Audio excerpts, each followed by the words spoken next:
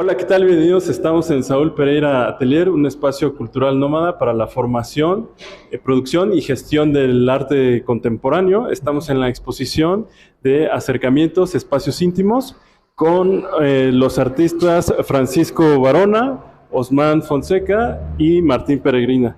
Mi obra versa sobre el transhumanismo en un inicio, ¿no? El transhumanismo es esta idea de hibridar la tecnología con el ser humano para crear algo en teoría mejor, ¿no? En teoría el superhombre, que sería de tener lo mejor de la tecnología. Pero en esta distopía cyberpunk que traigo a la mesa con estos diseños en 3D, trato de generar un discurso entre la realidad, lo que tenemos, el hipercapitalismo, el hiperconsumismo y todo el acervo de imágenes que por consecuente nos escupe esta forma de hibridar no solamente las imágenes, sino la cultura propia de cada país y llegar a ser, pues, esto, una figuración de un futuro muy cercano.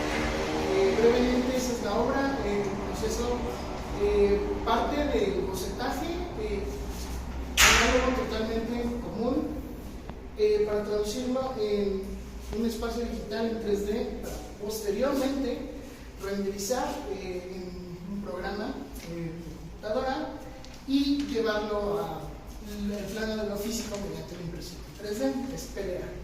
Esta serie de obras está completada porque originada en un principio con relación a la conciencia, tomando en cuenta la referencia de Jacobo Greenberg en cuanto a la teoría sintética.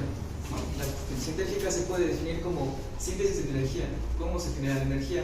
Entonces, partiendo de ese punto, tomé como referencia las partes fundamentales de este experimento de la doble rendija, ¿no? Del comportamiento de la onda o partícula, dependiendo de cuanto al observador. Por ejemplo, en esta pintura podemos observar la representación de la línea amarilla como forma de la onda y los fragmentos azules como partícula, dependiendo de su comportamiento al observador. Y juego mucho con esta capa de quitar y poner. Es algo que la extensión me ayuda mucho a aportarle a la obra. Y es muy catártico, mi obra es muy catártica porque en la experiencia que estoy manifestando ahora como militar, pues me he sometido a muchos cambios, tanto disciplinarios como personales, que han generado una serie de cambios en mí muy interesantes y más introspectivos en cuanto a la pintura, y han sido realizadas durante diferentes periodos de franquicias, dado que no puedo estar aquí todo el tiempo, estoy en otros estados y es muy poco el tiempo que estoy en la obra, pero eso me ha ayudado mucho para ir trabajando por capas. Así es. Tenemos esta, por ejemplo, que es la sinapsis. La sinapsis es este efecto común que pasa en el cerebro humano, que es la conexión neuronal. Cuando una neurona toma la decisión de compartir, pero también de inhibir información. Entonces es algo muy curioso porque estamos hablando de que también tienen la conciencia de tomar la propia decisión, ¿no? ¿Y qué es la realidad? Desde un ámbito más simple podemos decir que la realidad o la conciencia puede ser definida como la cualidad de la experiencia, ¿no? Y eso pues es diferente en cada persona, diferente perspectiva en cada vivencia personal.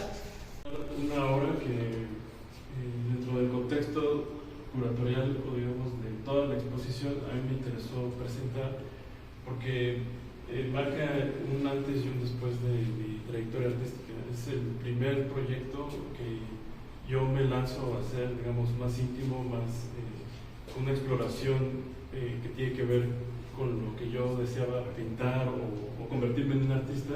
Justamente es un proyecto antes de ingresar a la Esmeralda y después de regresar, de tomar unos cursos en Estados Unidos en la Fundación Working Classroom, que tuve la oportunidad de ser apoyado por el Instituto Municipal de Arte y Cultura y por el gobierno de Estados Unidos para tomar sus cursos. Regreso y con todo ese input empecé a interesarme sobre todo por la interacción del color y comienzo a leer un poco sobre Joseph Albers, que él habla sobre la interacción del color, pero creo que él lo plantea desde el lado perceptual de cómo los colores cambian cuando interactúan. A mí lo que me interesaba un poco no era ese efecto perceptual, pero sí distinguir como una transición de colores.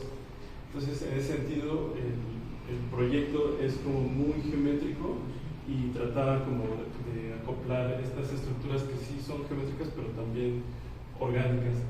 Y también me interesaba un poco como esta plástica Huichol, y creo que puede resultar, bueno, para mí resultó un proyecto como muy, como un estado alterado de la conciencia, por así decirlo, aunque yo no consumía ninguna sustancia para hacer este tipo de imágenes, pero sí me llevó a que cuando pintas terminas muy agotado mentalmente, porque creo que se vuelve una pintura matemática.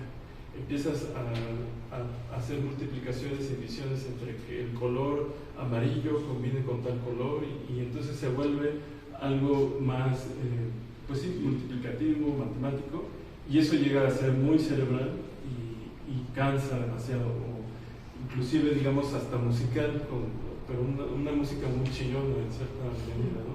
Entonces, para mí era importante presentar esta pintura porque nunca la había expuesto en un contexto, y creo que dentro de mi obra, a pesar de que trabajo con la sombra como material de la escultura contemporánea, guardo ciertos elementos que son geométricos pero también orgánicos. Entonces podemos decir que comencé con estudios de luz, porque el color finalmente tiene que ver con la luz, y hoy en día, pues aproximadamente de 12 a 13 años después, pues estoy conviviendo con estas atmósferas que son más de oscuridad o que reflejan ciertos significados más herméticos o más intuitivos, o que pueden de alguna manera complementarse con la materia y sobre todo con el espacio, ya no tanto un proyecto tridimensional. La expansión que yo ejecuto en este caso no es tanto de formato, sino es una expansión temática, porque normalmente mi trabajo se centra en objetos de uso cotidiano.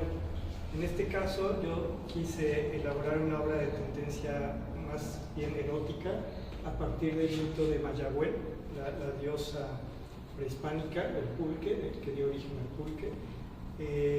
Y entonces, como en el gran cuerpo de obra que presento de origen metafísico, la postura metafísica para mí fue un descubrimiento muy importante.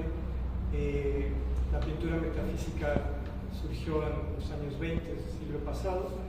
Yo encontré un mecanismo para lograr estas transformaciones, esa forma de insertar objetos de uso cotidiano en un nuevo mecanismo, en un nuevo contexto, que las vuelve ajenas, que las vuelve lúdicas, que las vuelve misteriosas, que las vuelve fantásticas, y en este caso las vuelve eróticas. En este caso estoy manejando el mito de Mayagüel por ser una diosa que, según el mito, por enamorarse de un humano, su abuela, que era monstruosa, la mata y entierra sus huesos, y ella, como promesa de amor a su pareja, resurge en forma de magueyes que van a darle alegría a los hombres, ¿sí?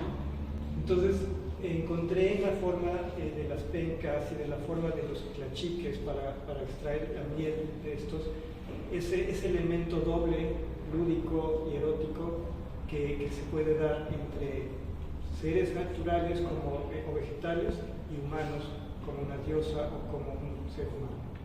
En este caso, sobre eso versa mi obra. Responde a la propia objetualidad de los elementos que manejo.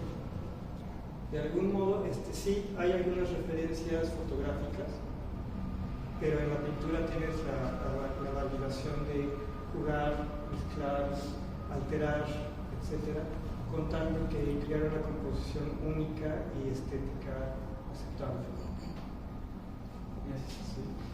¿Por qué este contraste de conceptos?